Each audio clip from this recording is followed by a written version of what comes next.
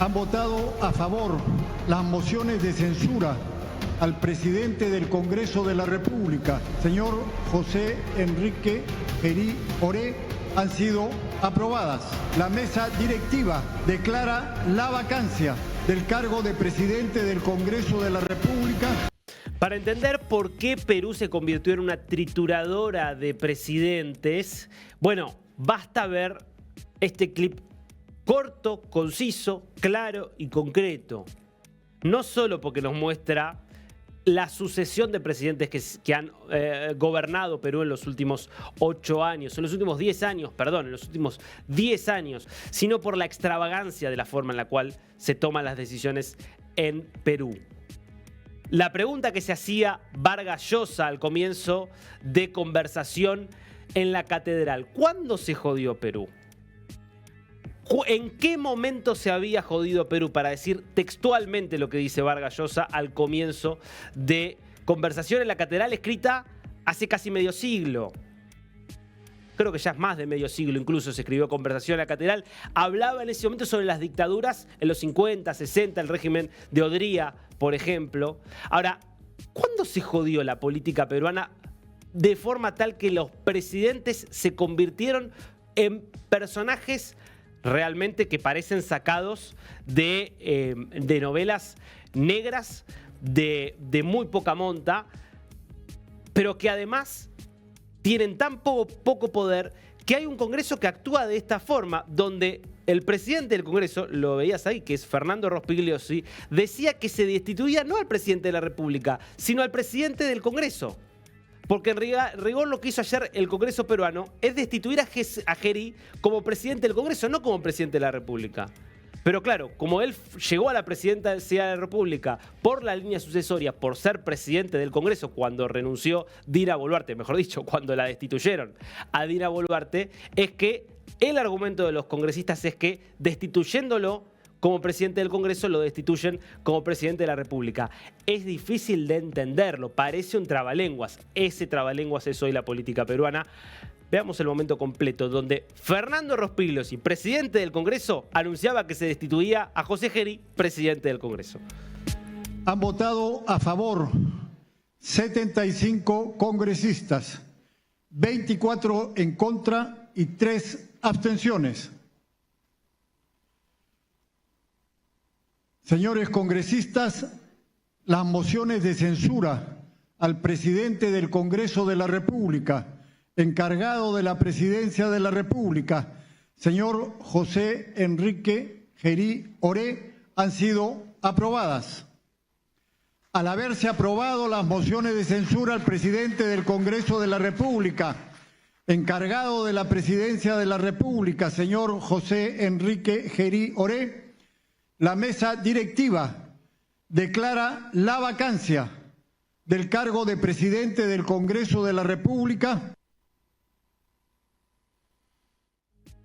Y así se producían los hechos y de esta forma Gerí dejaba la casa de Pizarro, el Palacio de Gobierno, horas después, minutos después de que se pronunciaba esta resolución del Congreso. A ver, vemos cómo salía Gerí. 8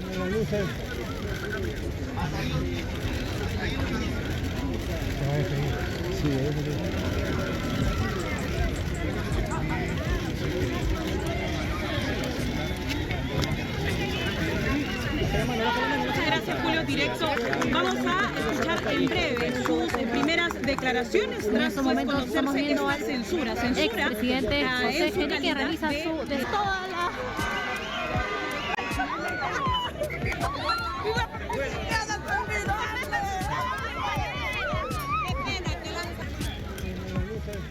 130 días nada más en el poder. Hay que decirlo, 130 días en los que no perdió el tiempo. Se reunió de forma clandestina con empresarios que son además contratistas del Estado. Recibió un número importantísimo de mujeres. Le gustaba mucho reunirse con mujeres a la noche, a Gerí.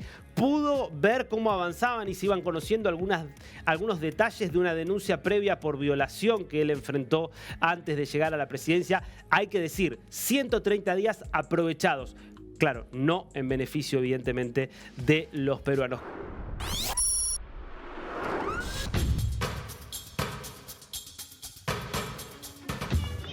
Señores, miren video, miren el video. Un señor fallecido desde por la madrugada, mira.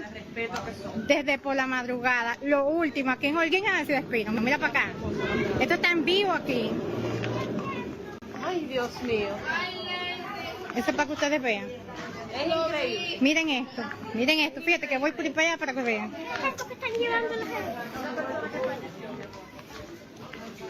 Miren, un fallecido. No le importa al doliente, no importa nada. Mira para esto, mira, esto es indignante. Esto es indignante. Fírmalo, niña, fírmalo. Si lo estoy filmando. ¿Qué es una vergüenza en este país asqueroso? Esto es indignante.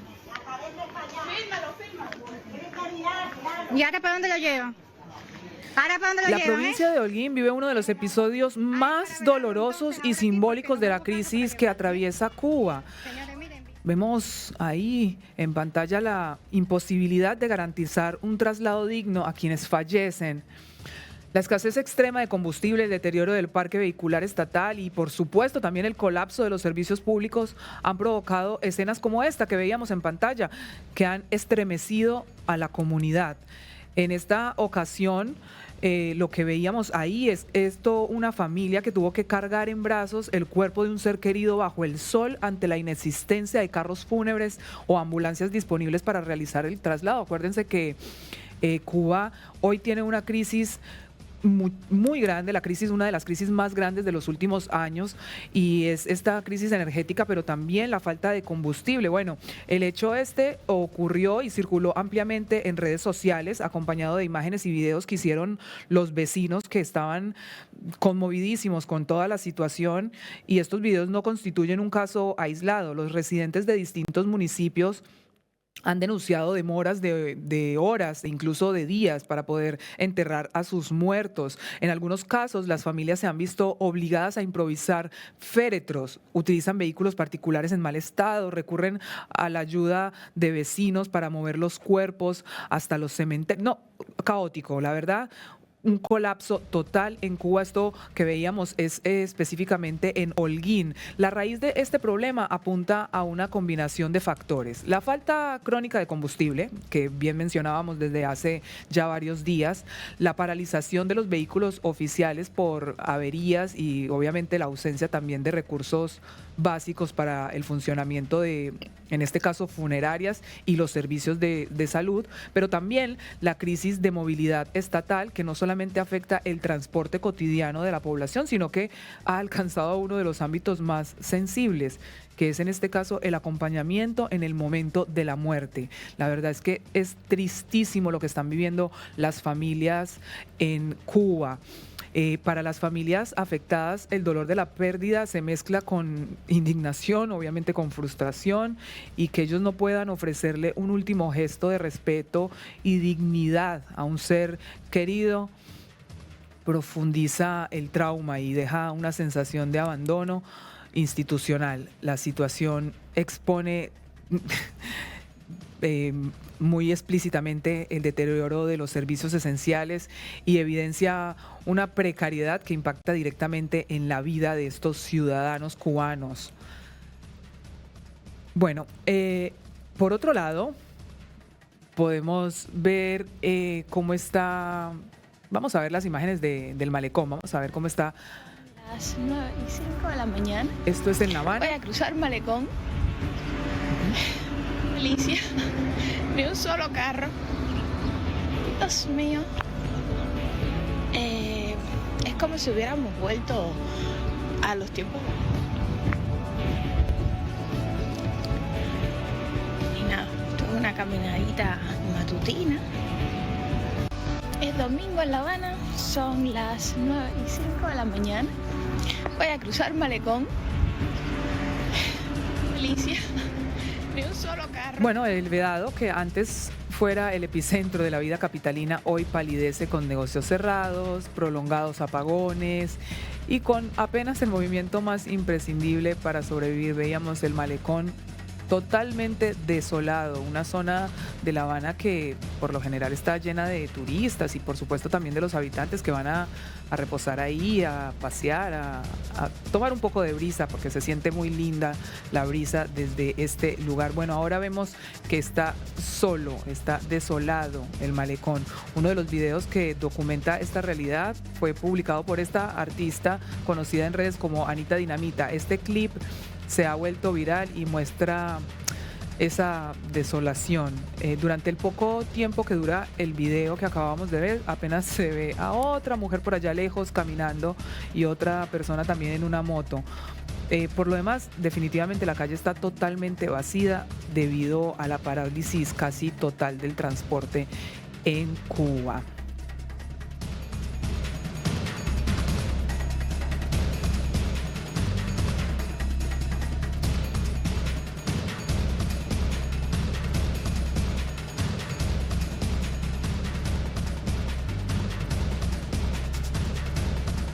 Por otro lado, los conductores en Cuba enfrentan la perspectiva de tener que esperar varios meses para volver a cargar con nafta sus autos. A medida que se intensifica la escasez de combustible adjudicada por el asedio petrolero de Estados Unidos, recordemos que Estados Unidos prácticamente que está ejerciendo presión sobre diferentes países para que no le den combustible a Cuba. Bueno, para evitar el caos fuera de las estaciones de servicio, el régimen de Cuba lo que hizo fue obligar la semana pasada a los conductores a utilizar una aplicación conocida como Ticket para obtener así citas y poder recargar. Pero los conductores en La Habana dijeron a la agencia AP el lunes que la aplicación solamente les está otorgando turnos para dentro de varias semanas. Es decir, esta gente tiene que esperar muchos días para poder, el tema de la aplicación, poder abastecerse, poder transitar. Hay personas que, no sé, una persona, por ejemplo, dijo, tengo la cita número 7000 y algo, dijo Jorge Reyes, un hombre de 65 años que descargó la aplicación estatal el lunes y tiene la cita recién. O sea, tiene el número 7000 y algo, tiene un número muy lejos, no sabe cuándo va a tener la posible cita para poder recargar combustible para su camión y poder trabajar. Reyes apuntó que para cargar en una estación de combustible de La Habana, que solamente concede 50 turnos al día, él lo que se pregunta es ¿cuándo podré volver a comprar gasolina? Esa aplicación solo permite a los conductores solicitar una cita en un lugar a la vez.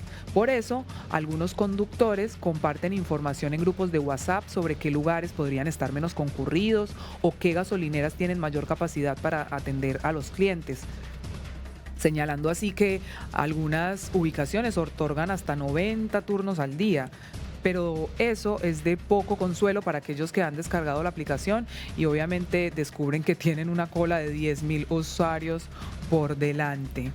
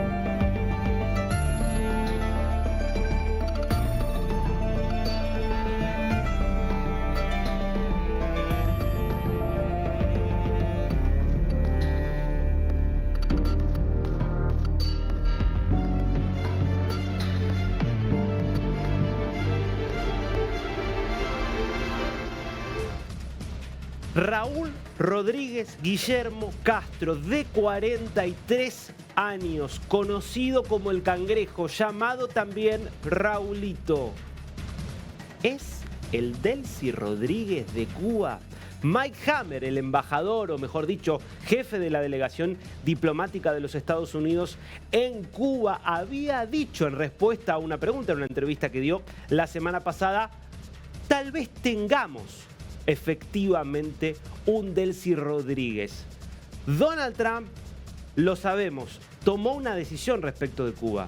No va a quedarse de brazos cruzados mientras un régimen que hace 67 años es una amenaza a la seguridad nacional de Estados Unidos y un factor de desestabilización en toda la región, continúa haciendo de las suyas mientras él pretende convertir a América en el principal campo de acción de los Estados Unidos, en el verdadero centro de una esfera de influencia controlada por Estados Unidos. Y por eso está realizando una ofensiva sin precedentes contra Cuba, con el antecedente exitoso de lo que pasó con la Venezuela de Nicolás Maduro. Esa presión que está provocando efectivamente un colapso económico, el derrumbe de Cuba del que hablamos desde hace semanas, contrasta justamente con la falta de liderazgo que se ve por parte del régimen cubano y sobre todo del dictador Miguel Díaz-Canel. En ese contexto, lo que está viendo Trump, y lo vio con Venezuela, es que mucho más eficaz que derribar por completo al régimen puede resultar quitar tal vez a la cabeza, quitar a la cara visible y tratar de, con la pistola en la cabeza, por supuesto, conseguir que un sector del régimen decida cooperar con los Estados Unidos. Lo hizo con Delcy Rodríguez y con Jorge Rodríguez. Lo está haciendo ahora con el Cangrejo, con el nieto de Raúl Castro. Bueno, esto es lo que acaba de publicar Axios, que es un sitio de noticias en los Estados Unidos, pero con una característica. Es por excelencia el sitio donde se conoce lo que se conversa en los pasillos del poder de Washington, D.C. Y la nota que estás viendo allí, exclusivo de Axios. El secreto de Rubio justamente sobre la presión que está ejerciendo sobre la Cuba de Raúl Castro. ¿Y qué dice justamente en esta nota? Así comienza la nota de Axios. El secretario de Estado, Marco Rubio, ha estado manteniendo diálogos secretos con el nieto y cuidador del dictador de facto, el anciano dictador de facto de Cuba, Raúl Castro, al mismo tiempo que Estados Unidos establece una presión sin precedentes sobre el régimen de La Habana, dijeron 3 fuentes consultadas por Axios. ¿Por qué es importante? Porque estas conversaciones entre Rubio y Raúl Guillermo Rodríguez Castro están pasando por alto, pasando por el costado a los oficiales cubanos que están a cargo de los diálogos gubernamentales. Esto muestra que la administración Trump ve que el revolucionario de 94 años es el verdadero jefe de la isla comunista. Esto explicaría por qué Bruno Rodríguez, por qué Rodríguez Cosío, Fernández Cosío, perdón, me estoy refiriendo al canciller cubano y al vicecanciller cubano y al propio dictador Miguel Díaz-Canel, relativizaron en sus distintas intervenciones públicas la declaración que había hecho Trump con mucho convencimiento de que Estados Unidos estaba en un diálogo directo con las más altas esferas del régimen. Y desmentían, por lo tanto, a Donald Trump. Bueno, lo que está planteando aquí Axios es, no, en rigor sí hay un diálogo. Lo que pasa es que el diálogo no es con la estructura oficial que gobierna, es decir, con los nombres que están hoy a cargo de la presidencia y de la Cancillería, sino con alguien que tiene acceso directo al oído del que manda.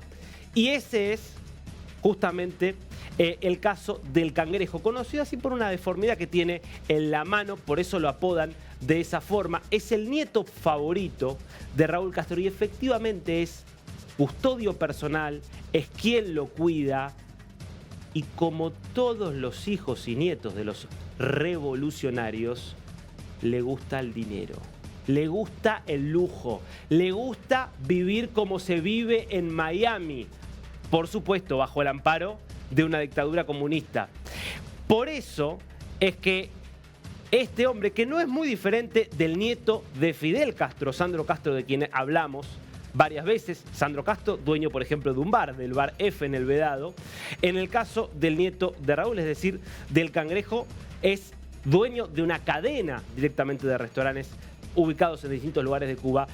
Alguien a quien hemos visto en numerosas ocasiones exhibiendo esa vida de lujos, quizás sin tanta torpeza como Sandro Castro, con evidente mayor astucia que Sandro Castro, viene tejiendo vínculos con la élite cubana y, por supuesto, con ciertos sectores del exilio cubano que se encuentran en Miami. Y es alguien que tal vez se da cuenta de que el régimen, así como está, no da para más, pero de que tal vez hay una oportunidad de negocios aliándose justamente con los Estados Unidos. ¿Quién es el Cangrejo? Te invito a ver este informe de hace algunos años de América TV, que te cuenta los detalles de quién es este hombre que vive en medio de lujos y que hoy tal vez es el Delcy Rodríguez de Cuba. Mientras grandes tanques de combustible ardían en matanzas y 14 personas perdían la vida por la irresponsabilidad de la dictadura cubana, la élite se mostraba compasiva y enviaba a uno de sus más díscolos vástagos para limpiar su imagen y venderse como solidarios emprendedores. Miren la caravana atrás, mi gente. Estamos aquí, un grupo de emprendedores, dando la apoyo al pueblo y fuerza de matanza y apostando en lo que podemos. A la dictadura cubana le ha molestado profundamente las revelaciones de esta casa televisiva, porque mientras la cúpula y los medios a su servicio piden más sacrificios. Somos perfectamente conscientes de los apagones, del desabastecimiento, de la inflación, en fin, de los 1000 problemas que tenemos, agravados aún más por el bloqueo. Ellos, quienes desgobiernan el país, viven como millonarios. Ni siquiera los propios amigos de la élite castrista pueden creerse los lujos de los que disfrutan los herederos del poder en Cuba. ¿Cuánto los logos?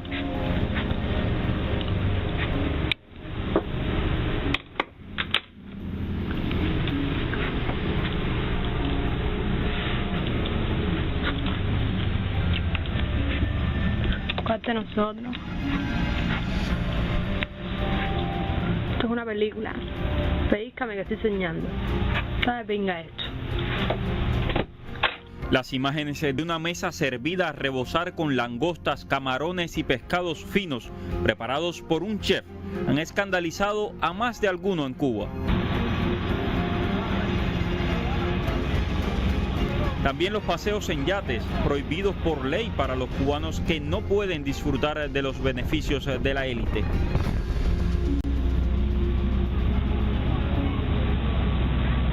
El Cangrejo tiene incluso un capitán para su yate, Alexis Salazar Torres, quien hace las veces de cocinero para el primer nieto. Por sus servicios, el mismísimo Raúl Castro le regaló recientemente un apartamento completamente nuevo. Pero si escandalosos han sido estos videos, las imágenes que nos llegan de las residencias de los herederos de la Revolución Cubana lo son más. Vean cómo esta casta se agrupa en una zona exclusiva de La Habana, donde las mansiones de los hombres de negocios de la República han sido ocupadas por estos nuevos ricos. Es muy importante que el cubano de a pie analice esas fotos, vea lo que ellos tienen y que se miren ellos hacia adentro. ¿Y ellos qué? ¿Qué tipo de privilegio puede tener un cubano de a pie cuando todo es denegado hacia ellos? Mientras que esta cúpula, que es la burguesía nueva cubana de los Castro, tienen derecho a todo. En estas fiestas de la élite se conocen, comparten y se codean con los herederos del poder, como Berta González, viuda del comandante de la Revolución Juan Almeida Bosque, conocida en el mundo de la farándula castrista como la Viuda Alegre. Raúl Castro tiene su propio cayo, que se llama Cayo Saetía, que está en el norte de Holguín. Cuando Raúl Castro va ahí, hay 2 helicópteros ejecutivos que tienen en Playa Baracoa que fueron comprados expresamente para ellos. Casi 1/3 de los helicópteros cubanos están ahí para el sosiego y para la diversión de una sola persona. Entonces, cubanos, despierten.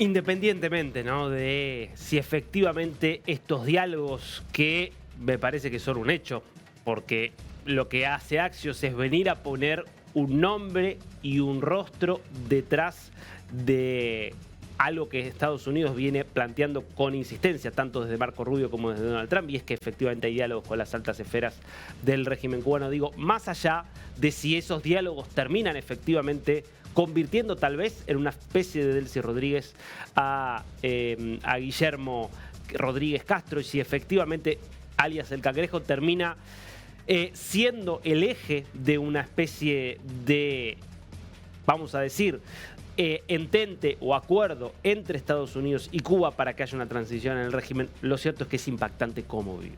Lo vemos siempre cuando mencionamos el caso de Sandro Castro, que se muestra de forma mucho más, podríamos decir, visible, transparente. Muchas cosas las publica él mismo en sus redes. Acá, este informe que veías de América TV, realmente excelente, por eso les agradecemos, lo mostraban a partir de cosas que no grabó él ni publicó él, sino que algunos de los amigos que él tenía decidieron justamente hacer que trascendieran estas imágenes, indignados por eso, comiendo langosta, andando en yates, mientras los cubanos, bueno, ahora te voy a contar en qué andan los cubanos hoy viviendo su hora más crítica. Ahora, atención, porque efectivamente lo que estamos viendo es que la jugada que empezó con Venezuela termina en Cuba, y que no avisora Marco Rubio, que es hoy quien manda en la política exterior de Estados Unidos, no avisora la posibilidad de que no haya un cambio de régimen, por lo menos algún tipo de transición en Cuba.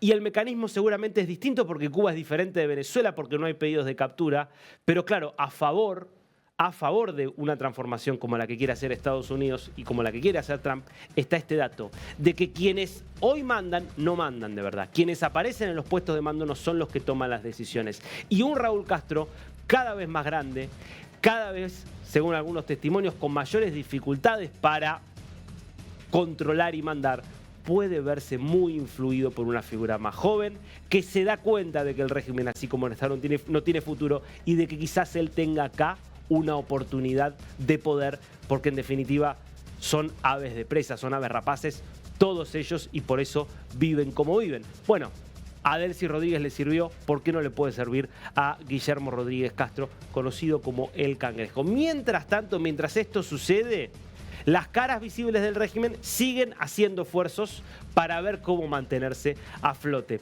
Lo veíamos a Bruno Rodríguez, que es el canciller oficial, pero que no sabemos cuánto maneja realmente de la política exterior, primero reuniéndose en España con José María Álvarez, es el canciller de Pedro Sánchez. Bueno, estuvo y está en Moscú, en Rusia, se reunió con Sergei Lavrov. Este era el momento justamente en el cual Rodríguez se saludaba con el canciller ruso, uno de los principales aliados, por supuesto, que le quedan hoy al régimen cubano. Ahora, la pregunta que nos hacemos todos: si no movió un pelo por Maduro Rusia, ¿lo va a mover por Cuba? Escuchemos lo que decía Lavrov al cabo de este encuentro. Вместе с большинством членов мирового сообщества мы призываем Соединенные Штаты проявить здравый смысл, ответственный подход, воздержаться от планов военно-морской блокады острова Свободы. И, конечно, категорически отводим надуманные обвинения в адрес России и Кубы, в адрес нашего сотрудничества, как якобы создающего угрозу интересам Соединенных Штатов или кому бы то ни было еще. Все вопросы должны решаться исключительно путем диалога взаимоуважительного, нацеленного на поиск баланса интересов. Hoy enfrentamos en Cuba una amenaza aún mayor que se suma a décadas de bloqueo y que se endurece ahora con la orden ejecutiva que declara a Cuba una amenaza inusual y extraordinaria a la seguridad nacional y la política exterior de los Estados Unidos. Insisto, Lavrov, como lo fue también Putin, recordemos, manteniendo conversaciones telefónicas con Nicolás Maduro hasta muy poquitos días antes de su captura, en esa misma sintonía. Condenamos las agresiones de Estados Unidos, condenamos el bloqueo de Washington contra el régimen aliado en ese momento de Maduro. Hoy lo dicen lo mismo respecto de Cuba. ¿Movió un dedo Rusia para proteger a Nicolás Maduro?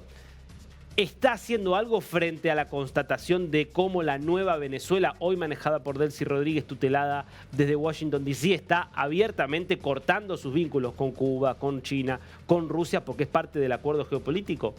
No, porque Vladimir Putin habla el mismo idioma que Donald Trump y entiende que Venezuela, que Cuba son parte de su área de influencia y que es por eso que Donald Trump tiene una posición mucho más cercana a Putin respecto de la cuestión Ucrania, y es que Putin admite, mejor dicho, Trump admite que Ucrania es parte del área de influencia rusa y que por eso Estados Unidos no va a tener la misma participación que tuvo con gobiernos anteriores en defensa de Ucrania, y es por eso que está presionando para que haya un acuerdo cuando están por cumplirse ya 4 años de esta guerra.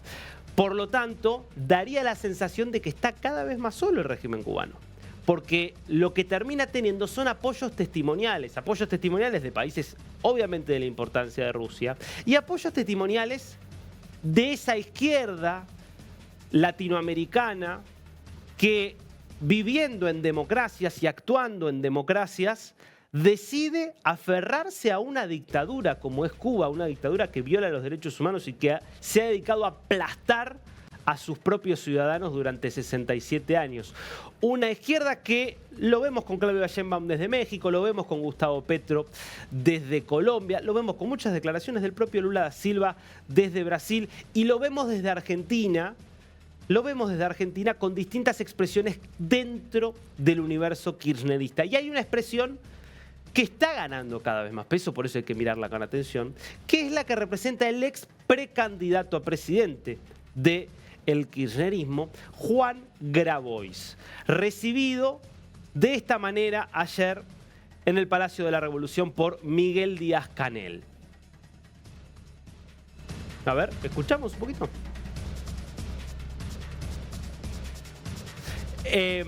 Una conversación que tenemos los mensajes que publicaron el dictador y quien es hoy diputado, digo, es un funcionario público de la Argentina, Grabois. Esto publicaba el dictador, recibía al compañero Juan Grabois, líder de Patria Grande de Argentina, con quien sostuvo un diálogo fraterno, agradeció su solidaridad con nuestro pueblo y con el Partido Comunista de Cuba. Reafirmamos los lazos históricos que unen a la Revolución Cubana y al movimiento popular argentino. ¿Qué dijo Grabois de esta misma reunión? Recién salgo de reunirme con el presidente Díaz-Canel, vine a Cuba para solidarizarme con un pueblo hermano sometido a un asedio intolerable y la amenaza de una invasión. Básico, no. El bloqueo de Estados Unidos ya era brutal y ilegal, pero las nuevas medidas de Trump son un crimen contra el derecho internacional que, de perdurar, pueden derivar en una grave crisis humanitaria. Ahora, es interesante porque él dice, vine a Cuba para solidarizarme con un pueblo hermano. ¿Y por qué si uno se solidariza con el pueblo, en rigor, en vez de solidarizarse y hablar con los cubanos y preguntarles a los cubanos de verdad qué les pasa, van y se reúnen directamente con el dictador? Es decir, con el líder de una dictadura que desde hace 67 años destruye cualquier ilusión de progreso de los cubanos. Aplasta con la cárcel, con la tortura y con la muerte a quienes critican todo lo que hace ese régimen. ¿Por qué no escucha el Cuartico, esta izquierda latinoamericana? ¿Por qué no escuchan a los chicos del Cuartico que están hoy secuestrados justamente por decir lo que piensan del régimen y que hablaban justamente de esta izquierda que dice solidarizarse con los cubanos, que habla del espíritu del pueblo cubano, pero que en rigor solamente repite los eslóganes del régimen, que es el régimen en definitiva que ha hecho que Cuba, teniendo el potencial que tiene, sea hoy un país donde lamentablemente los cubanos sienten que no tienen futuro, por lo menos no dentro de la isla, porque mientras se solidarizan con el líder de la revolución, con el dictador, es un régimen que está dejando hasta sin pan a los cubanos y que está obligando a los cubanos a vivir prácticamente en el siglo XIX, convirtiendo a las panaderías en panaderías que trabajan como se trabajaba hace 200 años. Mira. Se avanza en un cronograma de conversión de las panaderías del territorio para que puedan realizar la cocción del pan utilizando leña y carbón como alternativa a la electricidad. Esta transformación, que ya está en fase de implementación, busca garantizar un servicio vital mientras se reduce la presión sobre el sistema eléctrico. La Oficina Nacional para el Uso Racional de la Energía no solo coordina la aplicación de estas medidas, sino que tiene la función de informar a la máxima dirección del país sobre su avance en cada territorio. Hornos a leña, bicicleta, tracción a sangre, imágenes en varias ciudades donde el pan es transportado a mula. Es un país que está en el siglo XIX. Ahora, cuidado, porque lo fácil es decir, no, bueno, pero esto es porque ahora Trump está prohibiendo justamente que se le venda petróleo a Cuba.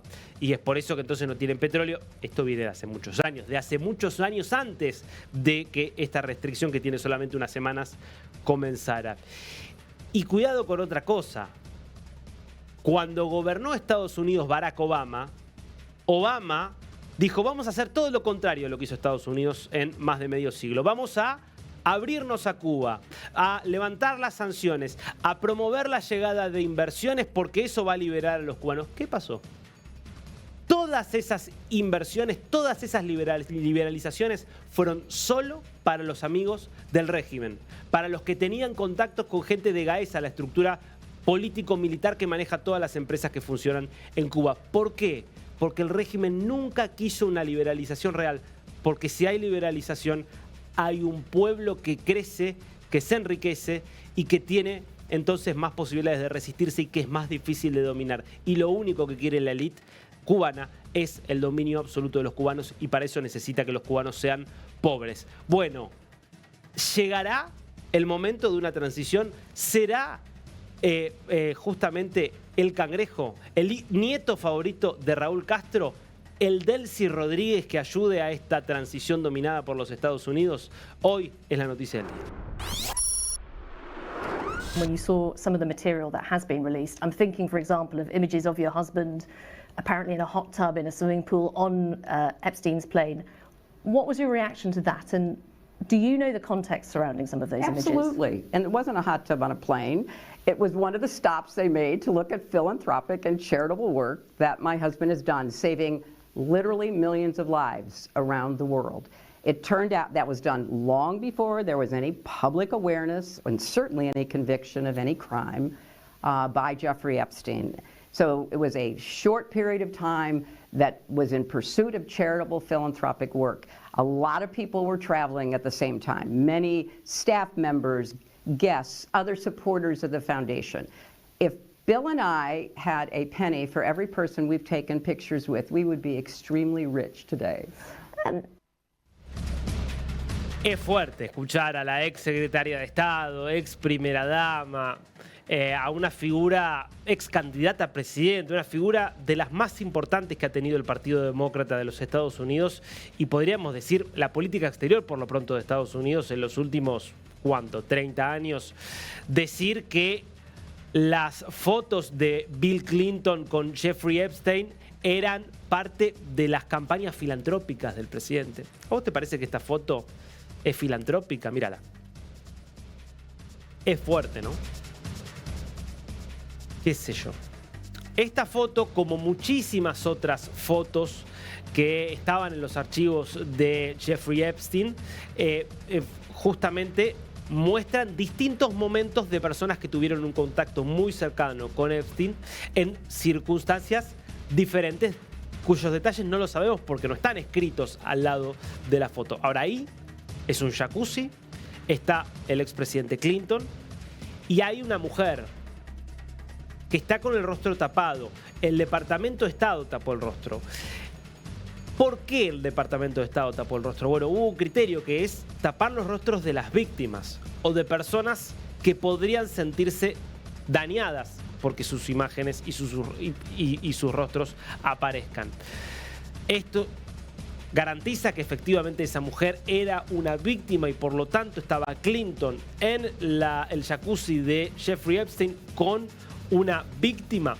No lo podemos asegurar, porque tal vez justo esa persona a la que le taparon el rostro no era necesariamente alguien que haya sido agredido, o por lo menos alguien agredido por Clinton. Es cierto que no ha habido directamente alguien que apuntara a Clinton por por violación, vamos a decirlo, en el marco de las, obviamente, todas las sesiones de abuso que realizaba Epstein. Pero es una imagen realmente compleja, como muchas otras, como lo que es en general la relación entre los Clinton y Epstein, y es fuerte escuchar a Hillary Clinton diciendo que esto era parte del trabajo filantrópico. Sí es cierto que usó muchas veces Bill Clinton el avión de Epstein y que en algunos de esos aviones se supone que hizo viajes de la Fundación Clinton. Pero esto no es trabajo filantrópico, tampoco para hacerse los distraídos.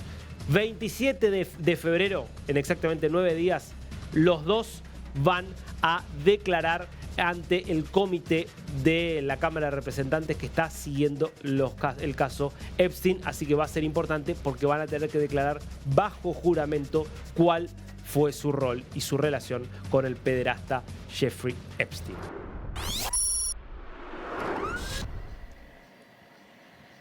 Pues Darío, te cuento que en las últimas horas los aspirantes al Congreso del partido Oxígeno, que es liderado por Ingrid Betancourt, solicitaron al Tribunal Administrativo de Cundinamarca que ordene el retiro del cargo del presidente colombiano, de Gustavo Petro, en medio de la investigación contra la campaña presidencial de 2022. Esto porque ellos dicen que violó todos los topes electorales. En declaraciones de este partido político, pues que la mayoría está aspirando justamente al legislativo, pues explicaron que la medida busca que la Comisión de Investigación de Acusaciones de la Cámara de Representantes, de esa que hemos hablado bastante aquí en D-News, pues active los procedimientos por indignidad política que podría llevar a la remoción del cargo del presidente colombiano.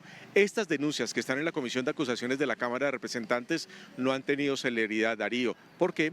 Porque hay que tener en cuenta que en la Cámara de Representantes hay varios políticos seguidores del gobierno nacional y por eso allí no ha avanzado. En esas circunstancias se tiene en este momento el presidente colombiano y esto por supuesto ha generado un gran debate político en Colombia. Si el presidente debe o no debe salir de su cargo, esto teniendo en cuenta las denuncias en la Comisión de Acusaciones de la Cámara de Representantes. Bueno, tema que dejamos y con el que nos quedamos justamente, Sergio, porque vamos a dialogar ahora mismo con quienes presentaron esta denuncia. Gracias, Sergio. Déjame que mostremos la denuncia. A ver. Tribunal Administrativo de Cundinamarca, lo que nos contaba recién Sergio allí desde Bogotá, acción de cumplimiento para que se ordene a la Comisión de Investigación y Acusación de la Cámara de Representantes tramitar la pérdida del cargo del presidente de la República, Gustavo Petro, por la violación de los topes de financiación de campaña, resolución 2008 de 2025 del Consejo Nacional Electoral. Los suscritos, y después de una larga lista de nombres, obviamente empezando por Ingrid Betancourt, la líder del partido, justamente avanzando con este planteo. Bueno, está en comunicación con nosotros desde Cali Oscar Ortiz, integrante del partido Oxígeno, y justamente el segundo nombre que aparece impulsando esta carta. ¿Cómo le va, Oscar? Un placer saludarlo. Aquí Darío Misraje. Hola, ¿cómo están? Muchas gracias por la invitación, muy amables. Por favor, Oscar, ¿nos cuenta por qué cree que debe ser removido del cargo el presidente? En Colombia, en los años 90, el presidente Ernesto Samper Pizano fue financiado por las mafias del cartel de Cali, la ciudad en la que me encuentro en este momento. Esa trampa finalmente no quedó impune. En esa discusión durante los años 90 era muy importante saber si el presidente sabía o no sabía. La moraleja de esa experiencia antidemocrática se convirtió en una norma constitucional que estableció que efectivamente de ahora en adelante, desde el año 2003, la campaña que viole los topes genera la pérdida del cargo del elegido. El pasado 27 de noviembre, el Consejo Nacional Electoral de Colombia determinó mediante una resolución que efectivamente hizo trampa el pacto histórico en su campaña presidencial por Petro en 2022. Se voló los topes en un 15% en pesos colombianos son 5.355 millones de pesos. Aunque esa determinación se demoró en ser adoptada, nosotros en el Partido Oxígeno estamos haciendo lo que ningún otro partido político ha hecho, y es, hombre, en la Constitución pactamos ya hace más de 20 años que el que tenga doping, como Lance Armstrong, debe retirársele los títulos. Y acá el Congreso, a través de la Comisión de Investigación y Acusaciones, debió haber iniciado inmediatamente el proceso para retirarle el cargo de presidente a Gustavo Petro. Como no están obrando de esa manera, el Partido Oxígeno, los integrantes de la lista al Senado, en noviembre hicimos un primer avance solicitándole a la Comisión del Congreso, a la Cámara, que iniciara ese trámite. Como no nos dieron una respuesta, ya el día de ayer presentamos ante la autoridad judicial para que efectivamente sea la rama jurisdiccional la que le ordene al Congreso adelantar ese trámite, y porque no queremos que efectivamente este partido lo perdamos por W. La democracia necesita ciudadanos. Nosotros presentamos esto en ejercicio del derecho político fundamental a controlar el poder y también en cumplimiento del deber de colaborar con las autoridades. Está claro que acá la discusión es si hubo una violación de topes o no. En realidad no está discutido, es un hecho y está probado que hubo violación del topes, pero obviamente no da lo mismo, me parece, que haya una vulneración, vamos a decir, de las reglas de financiamiento porque un candidato recibe el respaldo de 2 o 3 empresarios más o de alguna asociación o de algún fondo que componen ciudadanos más, a que reciba fondos del cartel de Cali, como ocurrió con Ernesto Samper. No creo que dé lo mismo por lo que esto significa. ¿Hay algo parecido en el caso de Petro desde las investigaciones, la información, la intuición que usted tiene? ¿Hay fondos de organizaciones criminales financiando, o hubo fondos de organizaciones criminales financiando esa campaña? La determinación del 27 de noviembre pasado del Consejo Nacional Electoral estableció que se volaron los topes. Eso es un aspecto, como bien lo señalas. Y aparte, tiene que investigar la Fiscalía la conducta del gerente de campaña, que es Ricardo Roa, que durante el gobierno Petro ha ocupado el cargo de ser presidente de Ecopetrol, la empresa de los petróleos de Colombia, la empresa más importante de los colombianos. Y por ello, el lunes de la semana pasada, la Fiscalía General de la Nación, en virtud de la decisión de noviembre, anunció que acusará en los próximos días al presidente de Ecopetrol, gerente de la campaña. Y uno de los delitos electorales es sobrepasar los topes por los cuales responde él como gerente. Al presidente no se le está acusando de manera penal, se llama causal de indignidad política objetiva. Ya no le queda ningún margen de discrecionalidad al Congreso. Sin embargo, hay además indicios, como muy bien lo señalas, porque quien hoy ejerce como ministro del Interior, Armando Benedetti, en un momento determinado que estaba por fuera del gobierno, se atrevió a chantajear al presidente y a la secretaria general de la presidencia, recordándole cómo él había conseguido 15.000 millones de pesos. Y de esos 15.000 millones de pesos no hay cuentas oficiales en lo que investigó el Consejo Nacional Electoral.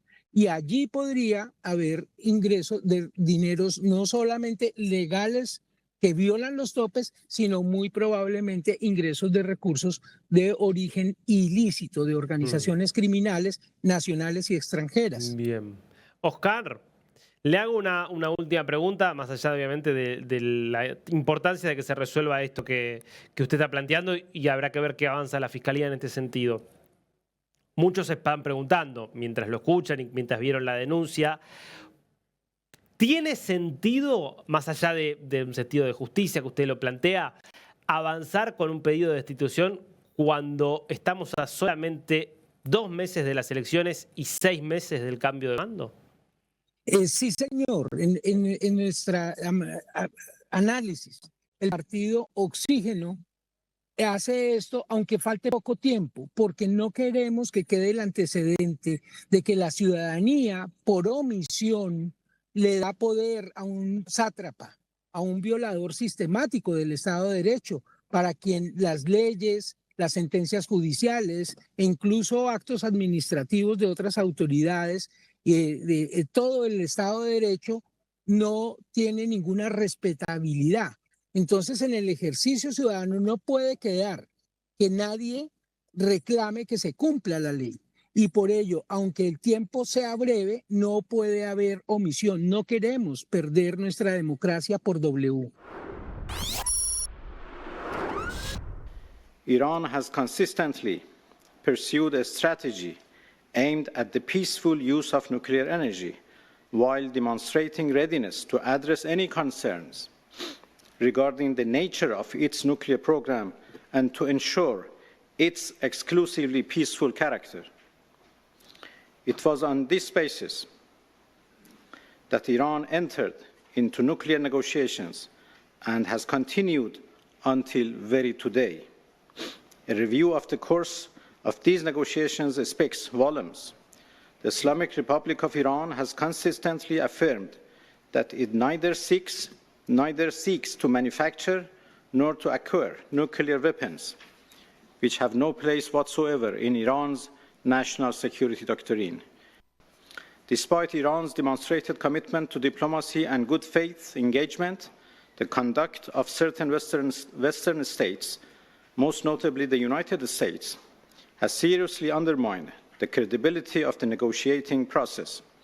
The unilateral withdrawal of the United States from the JCPOA, in clear violation of an internationally endorsed agreement, dealt a profound blow to trust and stability of Así hablaba Abbas Araghchi, que es el canciller de la República Islámica de Irán, en este discurso que daba desde Ginebra, desde una de las sedes de las Naciones Unidas, después de reunirse durante 3 horas en la embajada del Sultanato de Omán en Ginebra, Suiza, con los representantes de Estados Unidos. En rigor, una reunión, segunda ronda de negociaciones. Las anteriores habían sido precisamente en Omán hace 2 semanas. Una reunión que en rigor tiene un formato particular.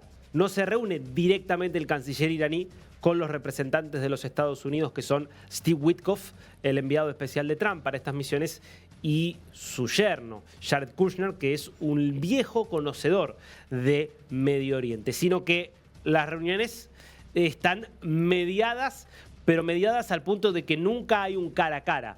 Habla primero el representante iraní con el canciller de Omán, luego el canciller de Omán le transmite en otra reunión a los estadounidenses qué es lo que dice el iraní, los estadounidenses le envían su mensaje, entonces después va el canciller, cambia de habitación, vuelve a hablar con el iraní y así durante 3 horas en esta suerte de ping-pong un poco desgastante. Un poco difícil, vamos a decir la verdad, llegar a entendimientos en estas condiciones. Es por eso que más allá de algunas declaraciones públicas que ha habido, de las que ahora vamos a dar cuenta, empieza a crecer la sensación en Washington, D.C. de que Trump se prepara para la guerra, de que Trump se prepara para atacar a Irán, para darle un golpe decisivo al régimen de los ayatolás. Y vamos a volver a apelar a una filtración que publica Axios justamente sobre este tema. Trump se acerca a la posibilidad de una gran guerra con Irán. Nota que da obviamente este sitio dedicado esencialmente a publicar lo que se discute en los pasillos del poder de la Casa Blanca, de Washington, del Pentágono, y que da cuenta precisamente de el pesimismo que por lo bajo hay en la administración Trump respecto de la posibilidad de alcanzar un acuerdo sincero.